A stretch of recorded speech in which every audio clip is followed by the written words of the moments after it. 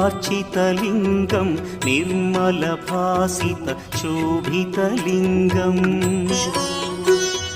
जन्मज दुःखविनाशकलिङ्गं तत्प्रणमामि सदा शिवलिङ्गम् देवमुनिप्रवरार्चितलिङ्गं कामदहन करुणाकरलिङ्गम् रावणदर्पविनाशकलिङ्गं तत्प्रणमामि सदा शिवलिङ्गम्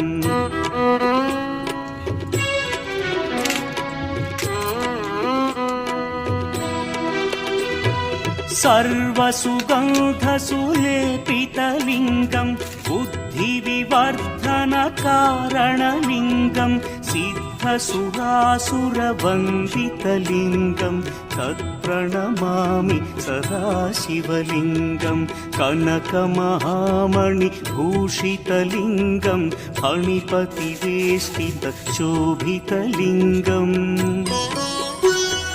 दक्षसुयज्ञविनाशनलिङ्गं तत्प्रणमामि सदा शिवलिङ्गम् कुङ्कुमचन्दनलेपितलिङ्गं पङ्कजहार सुशोभितलिङ्गम् सञ्चितपापविनाशनलिङ्गम् अष्टदरिद्र्यविनाशनलिङ्गं